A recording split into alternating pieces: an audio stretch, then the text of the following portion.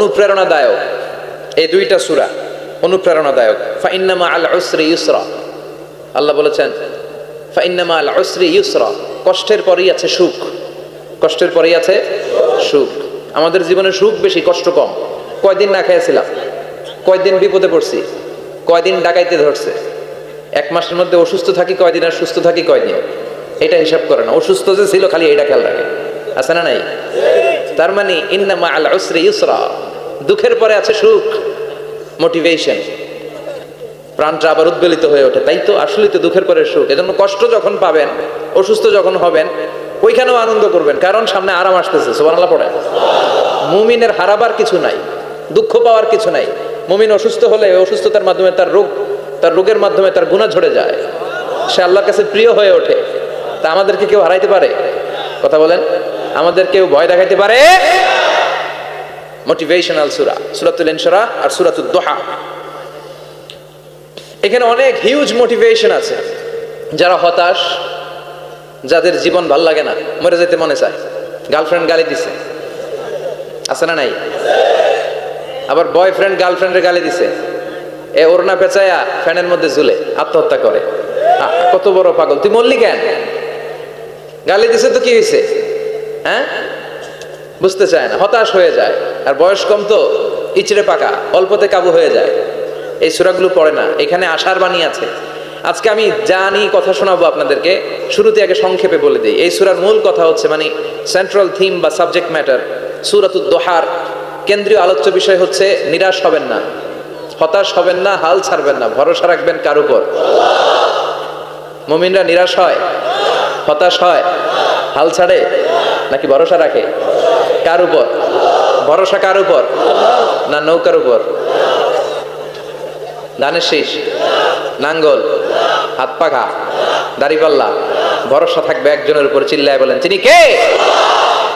Never be sad, never lose hope. Every time you feel like you cannot go on, you feel so lost that you are so alone. Don't despair and never lose hope, 'cause Allah is always by your side. Insha'Allah, Insha'Allah, Insha'Allah, you'll find a way. Insha'Allah, Insha'Allah, Insha'Allah, you'll find a way. Every time you feel like you cannot go on, you feel so lost that you are so alone. Don't despair and never lose hope, 'cause Allah is always by your side. Insha'Allah, পড়েন, Insha'Allah, Insha'Allah, you'll find a way. Insha'Allah, Insha'Allah, Insha'Allah, you'll find a way. ঠিক কি না? কি সুন্দর নসিব। Never lose hope, you will find you way. তুমি তোমার পথ খুঁজে পাবে। আমাদেরকে পথ দেখায় কে? আল্লাহ। এজন্য সূরাতুদ দুহার কেন্দ্রীয় আলোচ্য বিষয় হচ্ছে হতাশ হওয়া যাবে না, নিরাশ হওয়া যাবে না, হাল ছাড়া যাবে না, ভরসা রাখতে হবে একজনের উপর। চিৎকার করে বলেন, তিনি কে? হতাশ যারা, ফ্রাস্ট্রেটেড আপসেট পিপল, তাদের জন্য, হতাশ ব্যক্তিদের জন্য এই সূরাটা একটা আলোকবর্তিকা, একটা আলোর মশাল। এই সূরাটা পড়লেই হতাশ ব্যক্তিরা মনে শান্তি পায়, আশা ফিরে পায়, দিক ফিরে পায়। ঠিক কিনা? এই সূরাটা নাজিল হওয়ার একটা ব্যাকগ্রাউন্ড আছে, শুনবেন। বিষ্ণু ঈসা ইসলামের কাছে যখন ওহী নাজিল হতে শুরু করলো, বিষ্ণু ঈসা ইসলাম ওহীর কথাগুলো পৌঁছে দিতে লাগলেন। যাই নাজিল হতো বিষ্ণুনবী পৌঁছে দিতেন, বিশ্বনবী সাহাবাদের কাছে শেয়ার করে দিতেন। যেটাই নাজিল হতো তিনি পৌঁছে দিতেন, যেটাই, কারণ আল্লাহর আদেশ, ইয়া আইয়ুহার রাসূল বাল্লিগ মা উনজিলা ইলাইক, ও নবী আপনার কাছে আমি ওহী থেকে যা নাজিল করি সব পৌঁছে দেন, একটাও গোপন করা যাবে না। আল্লাহর কাছ থেকে বিশ্বনবী যে সমস্ত মেসেজ, ইনফরমেশন, তথ্য, রেভেলেশন ওহী পেয়েছে, একটাও কি বিশ্বনবী গোপন করেছে? সব প্রকাশ করে গিয়েছে, সব শেয়ার করে গিয়েছে। বিশ্বনবী শেয়ার করতে লাগলেন। সকালে যা নাজিল হয় শেয়ার করেন, দুপুরে নাজিল হয় শেয়ার করেন, রাতে নাজিল হয় শেয়ার করেন, শেয়ার করতে লাগলেন। কিন্তু কি অবাক করা কাণ্ড, হঠাৎ করে এই ওহী আসার ধারাবাহিকতা আল্লাহ বন্ধ করে দিলেন। ওহী আর আসে না, আকাশ থেকে নতুন তথ্য আর নামে না। ঘটনা কি? ওহী আসে না কেন? তথ্য আসে না কেন? জিব্রাইল আসে না কেন? কোন বর্ণনা এসেছে 15 দিন, কোন বর্ণনায় 1 মাস, 3 মাস, এমনকি 6 মাস পর্যন্ত বর্ণনা পাওয়া যায় যে বিশ্বনবীর কাছে 6 মাস ওহী আসে নাই। বিশ্বনবী তো অবাক, ঘটনা কি? ওহী নামে না কেন? আর ওহী না আসলে তো বিশ্বনবী শেয়ার করতে পারে না। এতদিন যা আসতো বলে বেড়াতো, এখন আসেও না, বলতেও পারে না। কাফির মুশরিকরা বিশ্বনবীর গালি দিতে শুরু করলো, মুহাম্মদের রব মুহাম্মদের ভুলে গেছে, মুহাম্মদের আল্লাহ মুহাম্মদের ছেড়ে দিয়েছে। বিশ্বনবীর চাচি আবুল আহাবের স্ত্রী উম্মে জামিল বলতে শুরু করলো, কি মুহাম্মদ, তোমার শয়তানটা তোমার কাছে আসে না? না, শয়তান দ্বারা তিনি জিব্রাইলকে বুঝিয়েছেন যে তোমার জিব্রাইল তোমার কাছে আসে না। এভাবে সবাই গালমন্দ করতে শুরু করলো যে মুহাম্মদের আল্লাহ মুহাম্মদকে ভুলে গিয়েছে। বিষ্ণু ইসলাম নিজেও হতাশ হয়ে গেলেন, কি রে ওহী আসে না কেন? আমার কোনো ভুল হচ্ছে না তো? আমার কোনো অপরাধ হয়ে গেল না তো? আল্লাহ কি আমার উপর অসন্তুষ্ট হয়েছেন? আল্লাহ কি আসলেই আমারে ভুলে গেছেন? আল্লাহ কি আমাকে ত্যাগ করেছেন? তিনি কি আমার উপর রেগে আছেন? আমরাও মাঝে মাঝে এরকম হতাশ হয়ে পড়ি। এরকম হতাশ লোক আছে না নাই? কিরে আমার দোয়া কবুল হয় না কেন? আল্লাহ আমার ডাকে সাড়া দেয় না কেন? আমার জীবনে এত দুঃখ কেন? আমার জীবনে তো ভালো কিছু হয় না, খালি সব কষ্ট আমার কেন? এরকম আছে না নাই? এরকম হতাশদের জন্য এই সূরাটা একটা আলোকবর্তিকা, মোটিভেশনাল সূরা। আলহামদুলিল্লাহ পড়েন। বিশ্বনবীকে আল্লাহ আশ্বস্ত করলেন আর এই সূরাটা নাজিল করলেন আর বললেন ওয়াদ-দুহা। ওয়াদ-দুহা, দুহা মানে আলো, দুহা মানে আলো, প্রভাতের সূর্য কিরণের শপথ। Look up, the sunlight, it's a very beautiful day out there. ও নবী হতাশ হবেন না, বেরোন, সকালের সূর্যটা কত সুন্দর, কি ঝলঝলে পৃথিবী, ফকফকে আর তকতকে, দেখলেই মনটা ভরে যায়, ঠিক কি না? দুহা, দুহা মানে আলো, আশার আলো, সম্ভাবনার আলো। আমাদের জীবনে আলোর দরকার আছে না নাই? আলো না থাকলে আমরা বাঁচতে পারবো? আলো লাগে বড় ভালো। এই আজকে আলো না থাকলে আমরা দেখা যেত? এজন্য কোরআনকে আল্লাহ আলো বলেছেন। কোরআনকে কি বলেছে? কিতাবুন আনজালনাহু ইলাইকা লিতুখরিজান নাসা মিনাল যুলুমাতি ইলান নূর। Muhammad, I've revealed this holy Quran unto you to lead the mankind out of darkness into the light. অন্ধকার থেকে লাইট, লাইট মানে কি? আলো, আলোর দিকে নেওয়ার জন্য কোরআন পাঠিয়েছে। আবার বিশ্বনবীকেও আল্লাহ নূর, নূরের সাথে তুলনা করেছেন। আবার বিশ্বনবী আল্লাহর কাছে নূর চাইতেন, বলতেন আল্লাহ আমার ডানে আলো দাও, আমার বায়ে আলো দাও, আমার সামনে আলো দাও, পিছনে আলো দাও, উপরে আলো দাও, নিচে আলো দাও, আমার দেহে আলো দাও, আমার মাংসপেশির ভিতরে আলো দাও, আমার হাড্ডির ভিতরে আলো দাও, আমার জন্য তুমি আলো দাও। পড়েন আমিন। এজন্য আলো ছাড়া বেঁচে থাকা অসম্ভব। আল্লাহ তাআলা আলোর নামে সূরা দিলেন, সূরাতুদ দুহা, প্রভাতের আলো, প্রভাতের সূর্য কিরণের শপথ, আলোর শপথ। সুবহানাল্লাহ পড়েন। এরপর আল্লাহ বললেন ওয়াল্লাইলি ইযা সাজা, আলোর শপথ, সকালবেলার সূর্য কিরণের শপথ। দ্বিতীয় আয়াতে আল্লাহ বললেন রাত্রিবেলার শপথ, যখন রাত্রিটা নিঝুম হয় নিস্তব্ধ, নিঝুম আর নিস্তব্ধ রাতের শপথ। তাহলে আল্লাহ আলোর কসম কাটলেন, তারপরে অন্ধকারের কসম কাটলেন, ঠিক কিনা? আলো দ্বারা মূলত আল্লাহ তাআলা ওহীর আগমনকে বুঝিয়েছে, আর অন্ধকার দ্বারা আল্লাহ তাআলা ওহীর অনুপস্থিতি বুঝিয়েছে।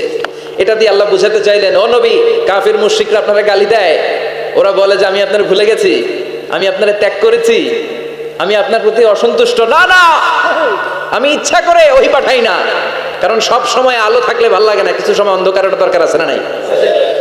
বুঝে শুনে উত্তর দিয়ে। 24 ঘন্টা আলো, 365 দিন খালি আলো আলো আরো আলো। যদি সূর্যের আলো সব সময় থাকে 365 দিন, ভালো লাগবে? রাতে ঘুমাবেন কেমন? আবার সব সময় ঘুটঘুটে অন্ধকার, আলো নাই, ভালো লাগে? ক্ষেত খামারে চাষ করা লাগবে না, বাজারে যাওয়া লাগবে না। তার মানে আলোরও দরকার আছে, অন্ধকারেরও দরকার আছে। এটা দিয়ে আল্লাহ বুঝাতে চাইলেন, নবী ওহী নাজিল করার জন্য দরকার আছে, মাঝে মাঝে ওহী বন্ধ রেখে আপনার বিশ্রাম দেওয়ারও দরকার আছে। চিৎকার করে বলেন আল্লাহু আকবার। এজন্য আল্লাহ বললেন ওয়াদ-দুহা ওয়াল-লাইলি ইযা সাজা মা ওয়াদ্দা'আকা রাব্বুকা ওয়া মা ক্বালা ওয়ালাল আখিরাতু খায়রুল লাকা মিনাল উলা। সুবহানাল্লাহ পড়েন। ও নবী, প্রভাতের সূর্য কিরণের শপথ, নিঝুম নিস্তব্ধ রাত্রিবেলার শপথ, আলো আর অন্ধকারের শপথ করে আমি বললাম আপনার প্রভু আপনারে ভুলে যায় নাই, আপনার উপর অসন্তুষ্ট হয় নাই। আমি আল্লাহ ইচ্ছা করে ওহী বন্ধ রেখেছি, কারণ ওহীর একটা পাওয়ার আছে, বারবার ওহী রিসিভ করলে আপনার স্নায়ু এটা সহ্য করতে পারবে না। আপনার দেহ এটারে বরদাস্ত করতে পারবে না নবী। আমি আপনার প্রতি এত রহম দিল, এত ভালোবাসি, বারবার ওহী নিতে নিতে আপনার যে কষ্ট হয়, এই কষ্টটা আমার আল্লাহর সহ্য হয় না। এজন্য আমি আল্লাহ ইচ্ছা করে কিছুদিন ওহী বন্ধ রাখছি। সুবহানাল্লাহ পড়েন। তার মানে এই নয় যে আমি আপনারে ভুলে গিয়েছি, আমি আপনারে ছেড়ে দিয়েছি। আরে নবী, আমি তো আমার নামের সাথে আপনার নামকে জুড়ে দিয়েছি। লা ইলাহা ইল্লাল্লাহ মুহাম্মাদুর। যেখানে আমার আল্লাহর নাম, সেখানে বিশ্ব নবীর নাম আছে না নাই? আজান যখন দেই আল্লাহু আকবারের পরে বিশ্ব নবীর নাম আছে না নাই? একামতে আছে না নাই? আবার আল্লাহর জন্য যখন সালাত আদায় করি, শেষ বৈঠকে বিশ্ব নবীর উপর দুরূদ আছে না নাই? রাফা'না লাকা যিকরাক। ও নবী, আপনার নামকে আমি অনেক উপরে তুলে ধরেছি।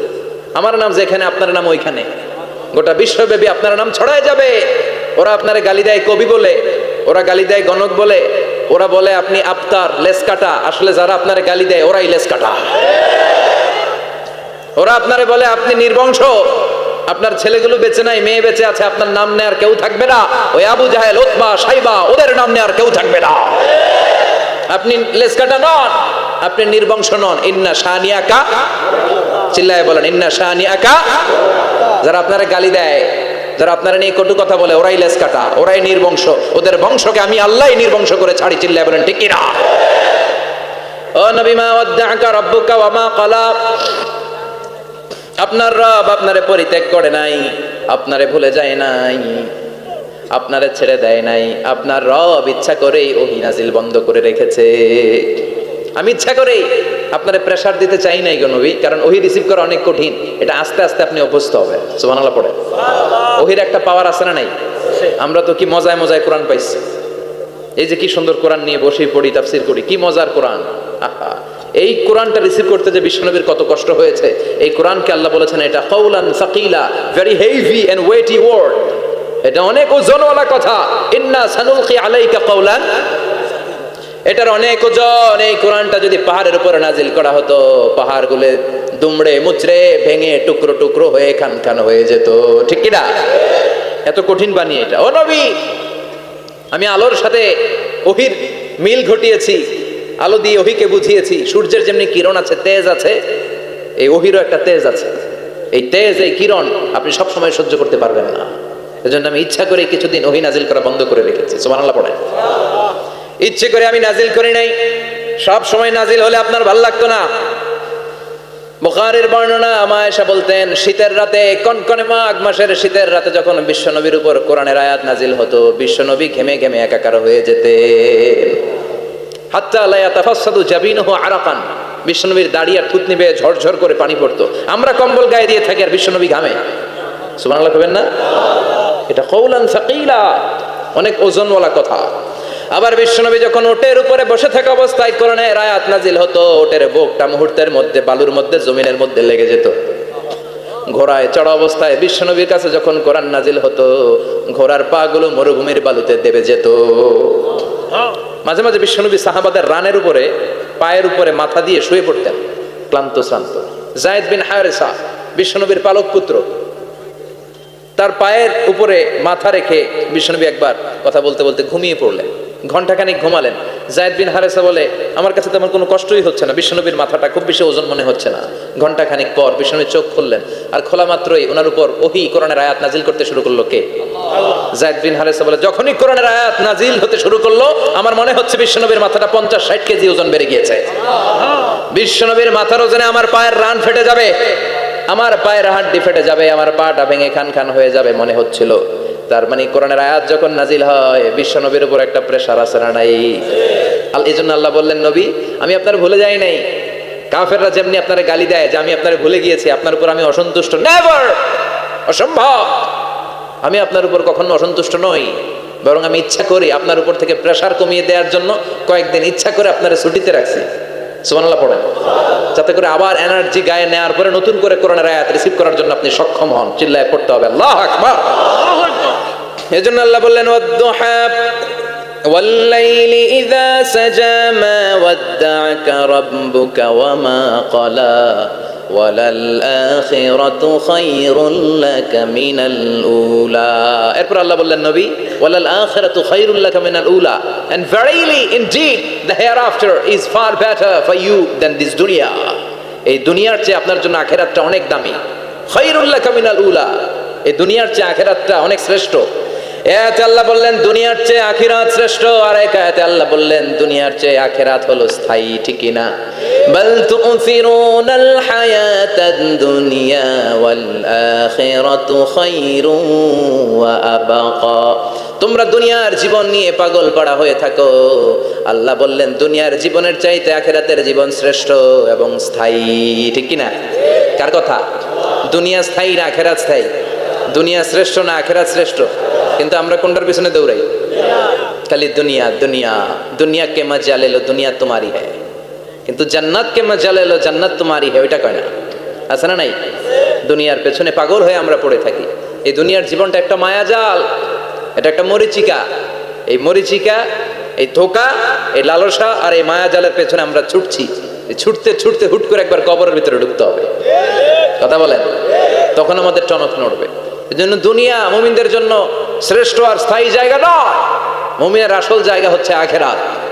মুমিনের শান্তি আর কল্যাণের জায়গা হচ্ছে আখিরাত। জান্নাত হচ্ছে মুমিনের শেষ ঠিকানা। চিৎকার করে বলেন ঠিক কি না? সেটাই বিশ্বনবী বললেন, নবী কাফির মুশরিকদের কথা আপনি কান দিবেন না, ওদের কথায় হতাশ হবেন না, নিরাশ হবেন না, হাল ছাড়বেন না, ভরসা রাখবেন কার উপর? কারণ ওয়ালাল আখিরাতু খায়রুল লাকা মিনাল উলা, এই দুনিয়ার জীবন ক্ষণস্থায়ী জীবন, চিরকালীন জীবন হলো আখিরাত। নবীরে কিভাবে আশ্বাস দিতেছে দেখছেন, অ্যাসিউরেন্স করতেছে, কনফার্মেশন। এই সূরাটা যে শান্তির সূরা, মোটিভেশনের সূরা, অনুপ্রেরণার সূরা, ইন্সপাইরেশন যে জায়গায়, প্রতিটা আয়াতে আপনি ইন্সপাইরেশন পাবেন। তো প্রতিটা আয়াতে আপনি উজ্জীবিত হবেন, সজীব হবেন।